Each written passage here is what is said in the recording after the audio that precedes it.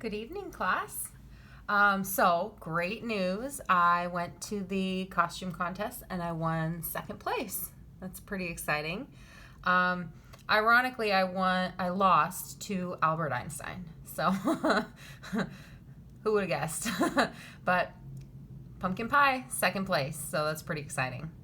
Okay, yesterday's lesson, we did some factoring.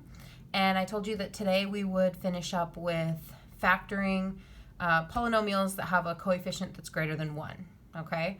And the reason that I decided to leave that for today is because I really want you to focus on the strategies behind it, okay? So if you turn to page 114, that's where we are right now. When we're factoring with a leading coefficient that's greater than 1, we really have two options, okay? Option number 1 is a trial and error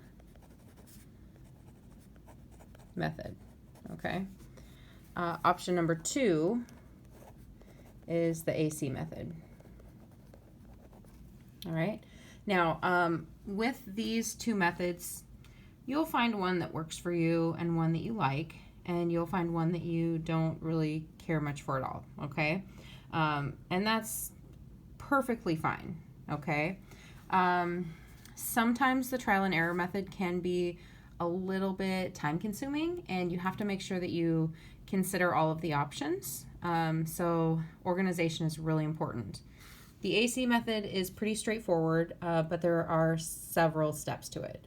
Okay, so what I'd like to do would be to use this problem right here in order to show you both of these methods. Okay, now, first off, we need to consider what we already know about factoring. So we're going to be using 3a squared minus 7a minus 6. Okay, now when we're factoring, we know that this right here, this 3a squared, has to come from these two terms, right? So we obviously know that we have to have an a in both of those spots. Now, when your coefficient here is greater than 1, it does give us a little bit more to consider, okay? Because we have, well, in this case, we only have two factors. In order to get to 3, you can only use the factors 1 and 3. So we'll have 1a and we'll have 3a, all right? My c value is negative, which means that one of these is positive and one is negative. Now, because this part right here is the sum of the outside and the inside, because the sum of the products, that will change. Okay, if you consider the outside's going to multiply by something here, and that's a 1. The inside is a 3. So depending on what's positive and what's negative, that could change a whole lot. Okay. Now my factor, or my product of 6 here, 6 has two different factor pairs, 1 and 6, 2 and 3. Okay, so there's only two pairs that we have to work with here. So that's good because it means less options. Okay, hold on. All right, so what we need to do here, we're going to need to organize all of our work. Okay, I know that I have the factor pairs 1 times 6 and the pairs 2 times 3. Okay, now for each of these factor pairs, okay, I think we need 4 if I remember correctly. Okay, for each of these factor pairs, I'm going to put my 3a and my 1a. 3a, 1a. So I can have 3a plus 1 and then 1a minus 6. Or I can have 3a minus 1 and 1a plus 6. Okay, so you see what I did there? I used 1 and 6. This is positive, this is negative. This is negative, this is positive. Okay, now I can also have instead of the 1 on this side, I can also have the 6 on this side. So I can have 3a plus 6, 1a minus 1, 3a minus 6, 1a plus 1. Okay, so these are all the options that I have here. Now, I'm going to do the same thing over here. Okay.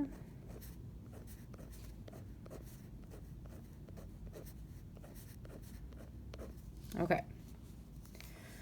So I can have 3a plus 2, 1a minus 3, or I can have 3a minus 2, 1a plus 3.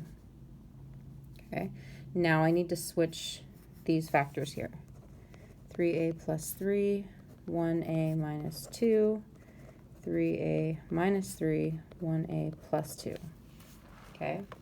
Now, a couple of things that we already know. First of all, we already know that we're going to get 3a squared by multiplying our firsts in both cases. Okay. We also know that because we were working with the factors of 6, and because we have these 1 positive, 1 negative, we know that our lasts, when we multiply our lasts, we're always going to have a negative 6. Okay. That leaves us with this middle piece right here. Okay. Because what I need to multiply together the outside and the inside to get a sum of negative 7. Okay, because we have negative 7a here. So we basically just have to go through every option here. Okay, so, whoops, oh dear.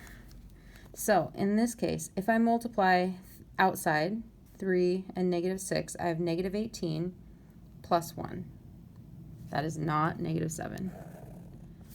Okay, here I have negative 18 minus 1. Nope. Here I have negative 3 plus 6. Okay, negative 3 plus 6, that gives me a positive 3. Nope. Okay, here I have 3 times 1, so that's a positive 3 minus 6. That's a negative 3. Nope. Okay, so we've ruled out all of these options.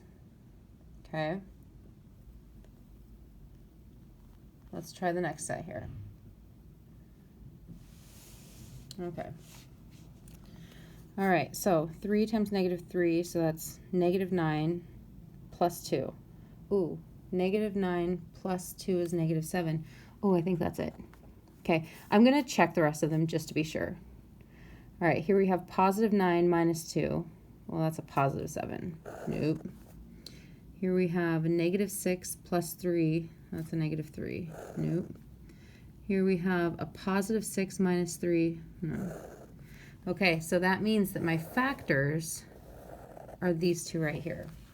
3a plus 2, 1a, or just a minus 3. Okay?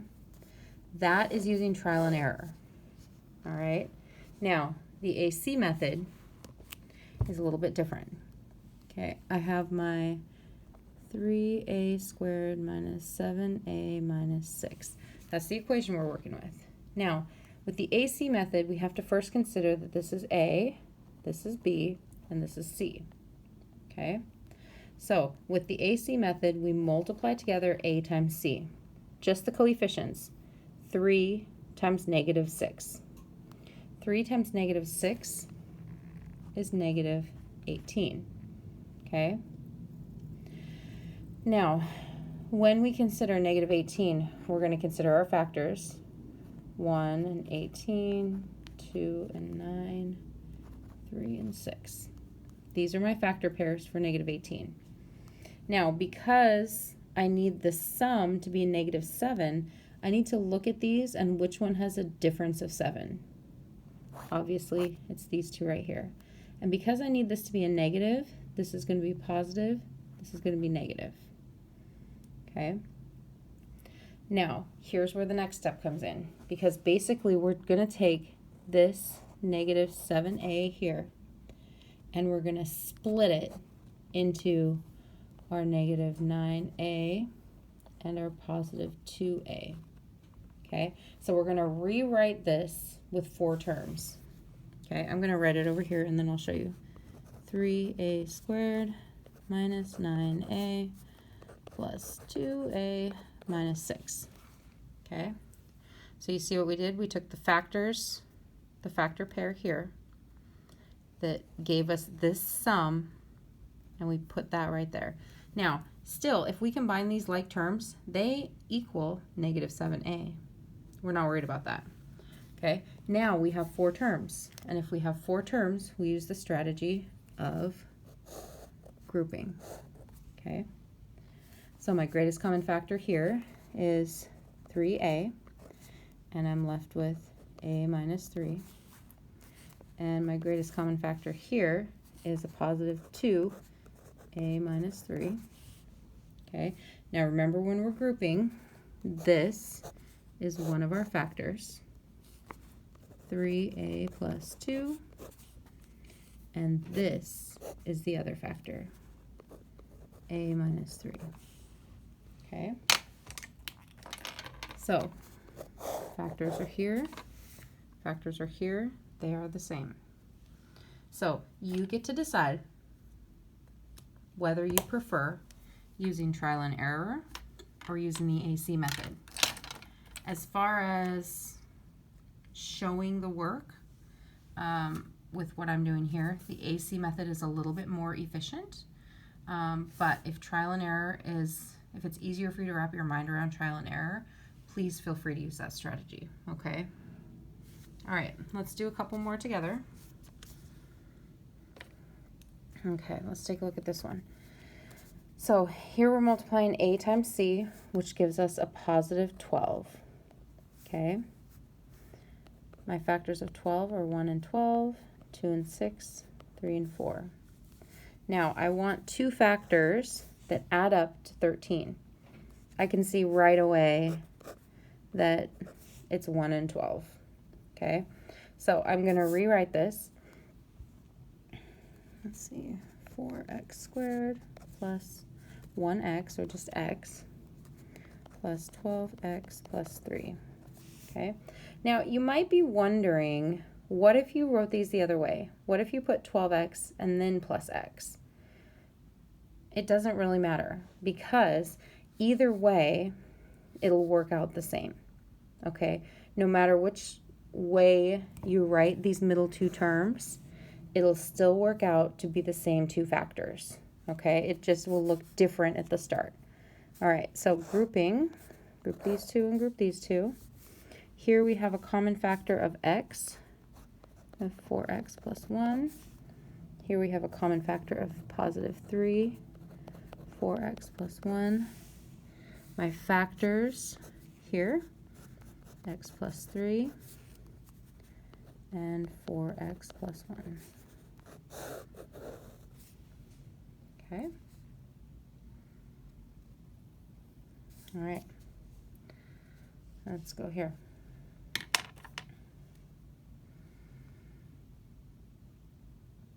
Okay. AC method. A times C is 8, positive 8. We're looking for 2 factors that add up to 9. Okay, so I know my factors 1 and 8, 2 and 4. Obviously, 1 and 8 add up to 9.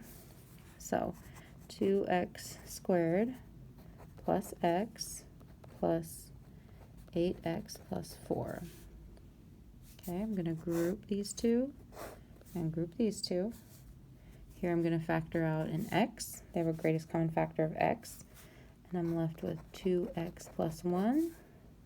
Here I have a greatest common factor of a positive 4, 2x plus 1. Factor number 1, x plus 4.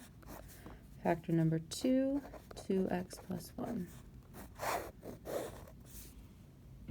Okay.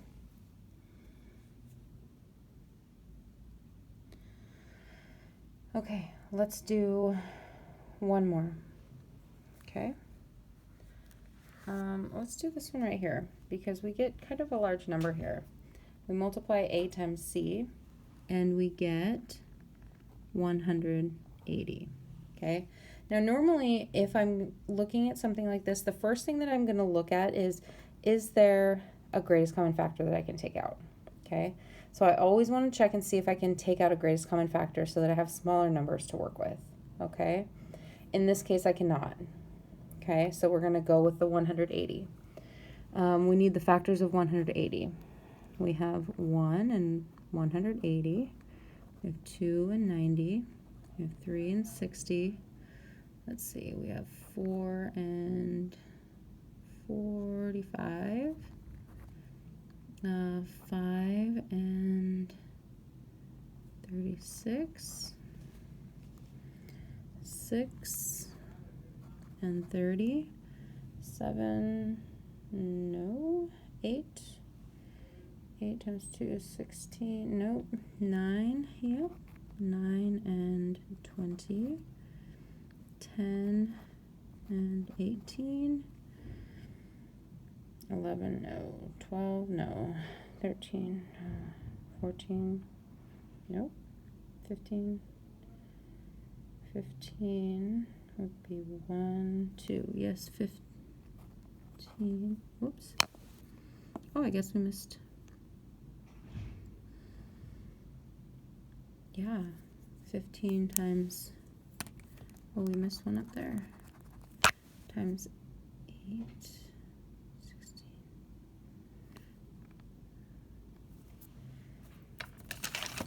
Okay, 15 would be 1, gives 30, 12, 15, 12 and 15. Okay, that's the last one. Okay. Whew. Now, this shows you that if we have a large number that's our product, then it's going to take us a little while to go through and find all of our factor pairs. But it's important that you do so that you can see the ones that you need. Okay? Now, my C is positive and my B is negative.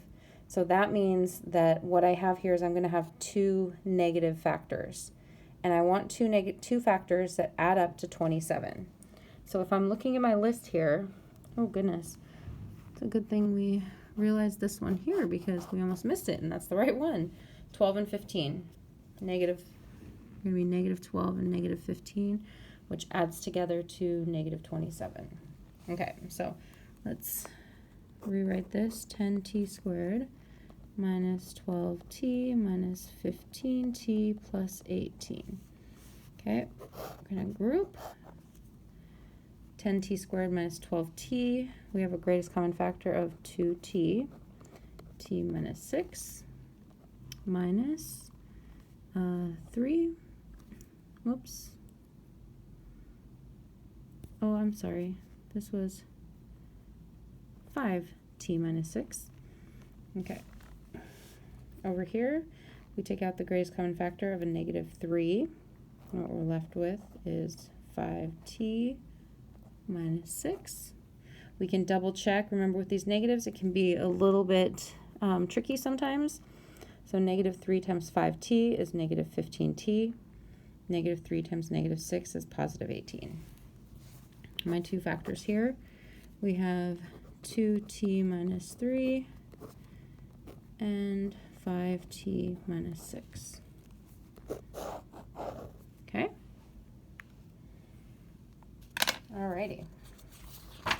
So why don't you go ahead and take a couple of minutes to go through these 5 items right here. Okay. You can use either trial and error or the AC method, whichever method you prefer. Down at the bottom here, there is a section of more factoring fun. Okay, now with this section, one thing that I do want you to notice is that some of these have a negative at the start.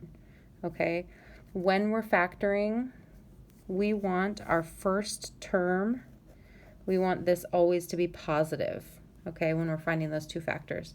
So if I'm looking at something like this, first of all, I'm looking through here and I see that I have a factor of a coefficient factor, greatest common factor of 5. Because I want to get rid of this negative here, I'm going to factor out a negative 5. I also notice that I have an x in both of these, so I'm going to factor out negative 5x. Okay, so what I'm left with here is x squared minus 6x plus 8. Okay, now just like we talked about before, I have to check this to see if I can factor it again, just to be sure. I'm looking here to see if I can find a factor pair that has a product of 8 and a sum of -6. Okay, so if this is positive, this is negative, we'd have 2 negative factors. Okay, sum of 6, product of 8. So if I think about my factors of 8, 1 and 8, 2 and 4. Okay, these two would add up to a -6. So we have x minus 2, x minus 4, -5x. Okay. All right, so go ahead and take a few minutes to complete these items. What I'm going to do is I'm going to stop the video. I'm going to let you complete those. And then when I start the next video, the first thing that I'll do is show you the solutions to this one. Okay. Remember that I said today's lesson would include coefficients greater than 1 and zero product property. Okay. So go ahead and take a few minutes to complete these items, and then I'll show you the solutions. Okay.